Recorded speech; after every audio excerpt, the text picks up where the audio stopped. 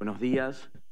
Bueno, muchas gracias. Quiero agradecer en primer lugar a la Academia por esta invitación. Para mí es un honor estar aquí, sobre todo aprendiendo y permitiéndome reflexionar sobre aspectos sobre los cuales no es tan usual hablar desde nuestra actividad como operadores jurídicos. Normalmente, quienes trabajamos con el derecho ya partimos de un discurso ya dado, y un discurso hegemónico, ya está planteado así, y lo cierto es que no siempre somos capaces de pensar tanto en las causas de los fenómenos que nos afectan. Quizás somos un poco mejores en pensar soluciones u operar con las consecuencias de estos fenómenos. Me refiero a las cuestiones de colonialismo y neocolonialismo y de qué modo nos han invadido nuestro discurso. Bien, hay hoy en día además nuevas formas de colonialismo, como la deuda soberana de los estados, que tiene un impacto fuertemente negativo en las sociedades y condicionan severamente el ejercicio de los derechos sociales. Y quienes estamos operando dentro del sistema jurídico a veces somos portadores de ciertas valoraciones, preconceptos, prejuicios, que son tributarios de una mentalidad que aún no está descolonizada. Y esto de alguna forma marca cómo trabajamos nosotros los conflictos. Sin embargo, lo que me interesa plantear es cómo a veces las normas con las que operamos permiten alcanzar algún cierto grado de justicia. Es decir, aun cuando ese discurso neocolonial está tan instalado dentro de las normas con las que trabajamos, sin embargo, hay en ellas algún germen que permite ocuparse de las personas vulnerables o excluidas. Yo me iba a referir a tres situaciones, muy brevemente. Una es el caso de los pueblos indígenas, que justamente constituyen un ejemplo de lo que es la exclusión y la opresión de un grupo social por parte de una mayoría que no los toma en cuenta. Siempre sus costumbres, modos de vida quedan a merced de otros, y esto de alguna manera se ha tratado de remediar, bueno, no habrá que ver con qué éxito, pero en Argentina se ha reconocido de alguna forma su preexistencia étnica y cultural y se reconocen determinados derechos.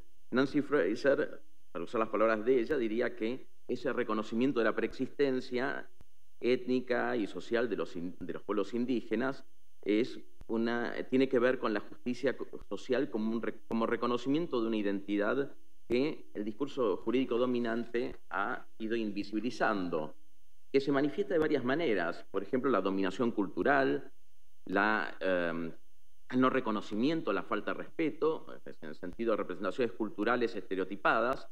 Y aquí el objetivo es tratar de lograr un mundo que acepte la diferencia y en el que la integración en la mayoría o la asimilación de las normas culturales no sea el precio de un respeto igual.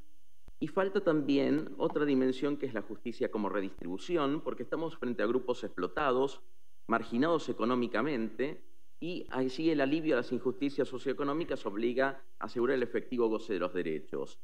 Bien, luego vamos a, muy brevemente, pero me voy a referir a qué es lo que podemos hacer nosotros.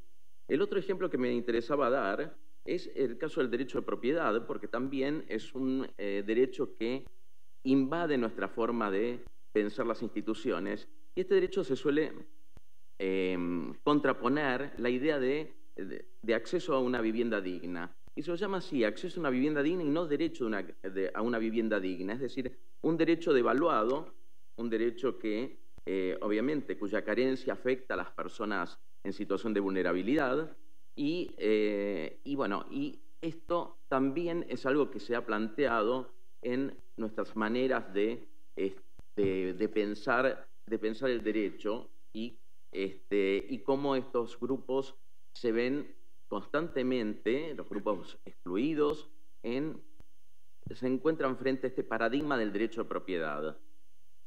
La otra cuestión, y quizás ahí podamos hacer alguna vinculación con parte de lo que ha señalado el profesor Baba, tiene que ver con los migrantes. Aquí el discurso jurídico dominante se ha planteado en un predominio de un de un discurso securitario, es decir, los migrantes son un problema, son personas a las cuales de algún modo hay que excluir de la sociedad.